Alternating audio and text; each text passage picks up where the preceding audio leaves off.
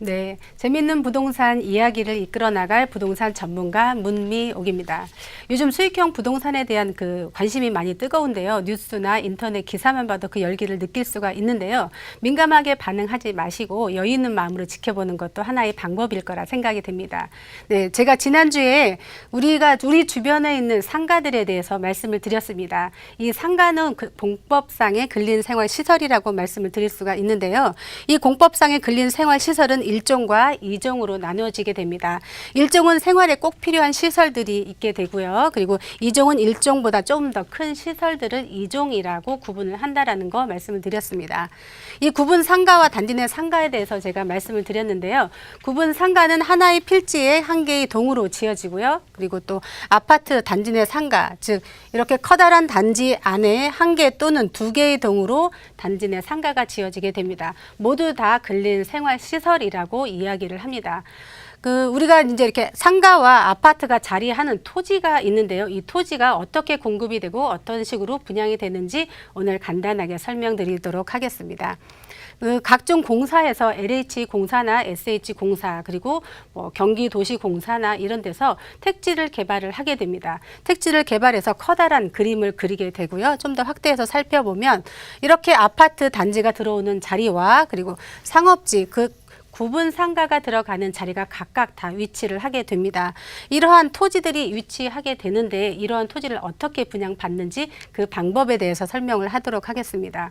이렇게 큰 그림이 그려지고 나면 공고문이 뜨게 됩니다. 몇 월 며칠 날 어디에서 어떻게 토지를 분양하겠다 이런 내용을 뜨게 되는데요. 공고문을 가장 먼저 확인을 해보시면 자세하게 내용들이 나와 있습니다. 몇 번째 필지에 어떻게 되고 그다음에 위치가 어디인지 이렇게 자세하게 공고문에 확인이 되어 있는데요. 가장 기본적인 내용을 살펴보면 몇 번째 필지에 어떠한 금액으로 그리고 토지 사용 시기는 언제 2018년 3월 이후다. 그리고 건폐율과 용적률 그리고 층수까지 모두 다 규정에 나와 있습니다. 이대로 건축을 하게 되는데 가장 중요한 것은 입찰 금액에 얼마를 납부하냐입니다. 보통 법인이나 개인들이 투자를 하게 되는데요. 그 시작가의 5%가 아니고 내가 쓰고자 하는 금액의 5%를 입금시켜야지만 확실하게 입찰에 참가할 수 있다는 것. 말씀을 드릴 수가 있고요. 보통은 다 경쟁 입찰입니다. 아파트가 있는 토지도 그렇고 구분 상가가 있는 토지도 모두 다 경쟁 입찰이라는 걸 말씀을 드릴 수가 있습니다. 좀 더 자세한 내용을 살펴보면 가장 먼저 꼼꼼하게 챙겨야 할 내용이 입찰 날짜입니다. 예를 들어서 17년 3월 1일에 입찰을 해야 하는데 3월 2일에 홈페이지에 들어가게 되면 입찰에 참가할 수 없기 때문에 시간과 날짜를 꼼꼼하게 체크를 하셔야 합니다. 다음으로 챙겨야 할 것이 일반 실수요자라고 표현이 되어 있는데요. 일반 실수요자, 요즘은 상업지의 토지나 그리고 아파트에 있는 토지는 법인들이 참가를 하는 거고요. 상업지의 토지와 근린생활시설의 토지는 일반인들도 참가를 할 수가 있습니다. 물론 법인도 참가를 할 수가 있고요. 그리고 다음 화면을 보시면 신청하는 방법에 대해서 나와 있는데요. 공인인증서, 일반적으로 무료인 것 말고 4,400원짜리 범용 공인인증서를 준비하셔서 해당 홈페이지에 접속을 하셔서 현장 입찰이 아닌 전자 입찰로 입찰하게 됩니다. 개인이 하는 경우도 있고 공동으로 하는 경우도 있기 때문에 공인인증서를 꼭 준비하셔서 입찰에 참가를 하셔야 됩니다. 그리고 다음을 살펴보면 대금 납부 방법도 자세하게 나와 있는데요.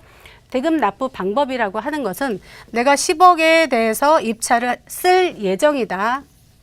네, 예정이다라고 얘기를 하면 아까 말씀드린 것처럼 5%를 입금을 하셔야 된다는 내용입니다.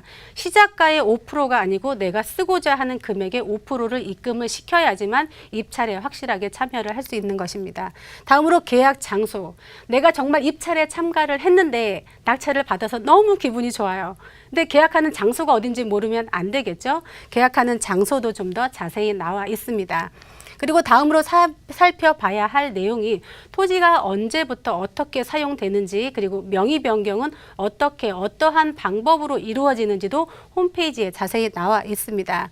다음으로 살펴볼 내용은 주요 세금입니다. 내가 낙찰을 받아서 계약금과 중도금, 잔금을 내게 되면 나라에다 세금을 내게 되는데요. 그 세금 납부하는 방법에 대해서도 자세히 나와 있습니다. 그리고 마지막으로 살펴봐야 할 게 정해진 날짜와 시간에 입찰에 참가를 하시고 돈을 입금을 하시고 나서 결과를 살펴봐야 내가 정말 낙찰이 되었는지 안 되었는지를 알 수가 있겠죠. 그래서 마지막으로 홈페이지에 보시면 이렇게 낙찰 가격이 나와 있습니다. 보통 낙찰자 명도 나와 있고요. 가격도 나와 있고 보통은 뭐 홍길동이다 그러면 별표 이런 식으로 홍땡동 이런 식으로 해서 입찰 가격이 나와 있습니다. 그리고 전체적인 내용은 이렇게 순서는 이렇게 되고요. 간단하게 비교를 말씀을 드리면 해당하는 필지의 면적이 나와 있고요. 그리고 여기는 시작 가격이라고 생각하시면 됩니다. 시작 가격보다 높게 써야지만 입찰에 참가할 수 있다는 거 다시 한번 말씀드리고요.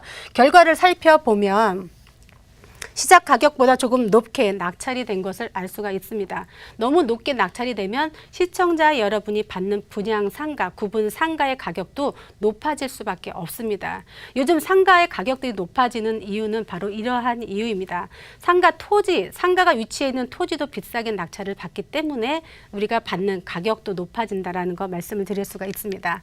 전체적인 순서를 살펴보면 원하는 토지의 위치를 확인하시고요. 그리고 공고문 확인하신 다음에 지정된 날짜에 해당 홈페이지에 접속하셔서 지정된 돈을 입금하시고 원하는 금액을 쓰신 다음에 입찰에 참가하시면 됩니다.